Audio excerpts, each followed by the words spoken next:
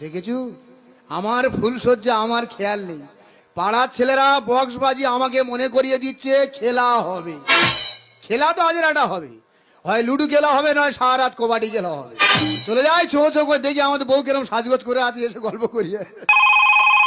দেখো দিনি আজকের দিনে ফোন করিস কেন? পত্রে লিখে দিইনি আজকের ফুলসজ্জা কেন ফোন করিস তোরা? Hello hello, hello. কে বাবা? পার্থ?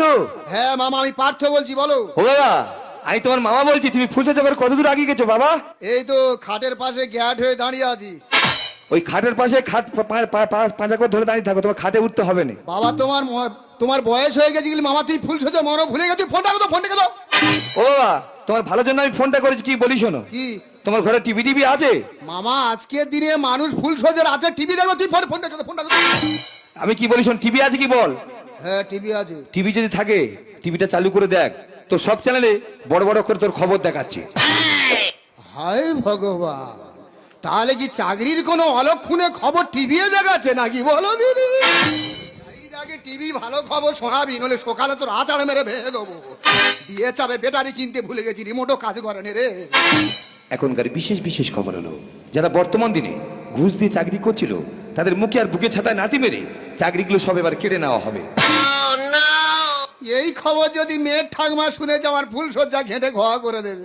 তা খবরটা সকালে শোনাতে পারলি না, ফুলসজ্জা রাত্রেবেলা শোনানো তোর খুব দরকার ছিল।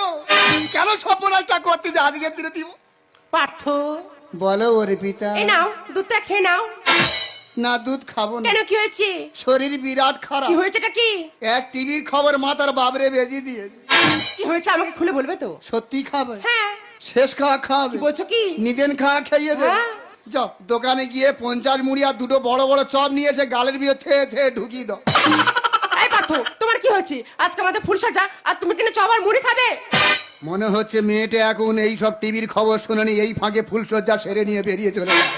পার্থ, হ্যাঁ। আজকে তোমাদের ফুলসজ্জা, আমাকে কেমন লাগছে? তোমার 3 বছর ভোর আমার এমনিই ভালো লাগে। দেখো আজকের আমাদের ফুলসজ্জা, আমরা একটা জীবন থেকে আরেকটা জীবনে প্রবেশ করছি। হ্যাঁ। মনের মধ্যে পরিবেশটাকে অনুভব করতে হবে। মনে মনে ভাবো চারিদিকে ঝিঝি পোকা ডাকছে, কোলা ব্যাঙ লাফালাফি করছে। হ্যাঁ। তোমাকে আমি এতটা ভালোবাসি, যদি আমি দেখাতে পারতাম আমার বুক চেয়ে বুকের মাঝখানে তোমার কাটা মুন্ডু দেখাতে পারতাম।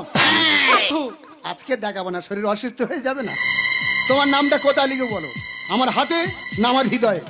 পার্থ, আমার নামটা ওইসব ফালতু জায়গায় লিখতে হবে না, আমার নামটা বরঞ্চ তোমার জায়গায় দলিলায় লিখে দাও। এ মেয়ে তো ফুলসজ্জা কেরাম উল্টো দিকে ঘুরিয়ে নিয়ে যাচ্ছে, কেন বলো দিনি?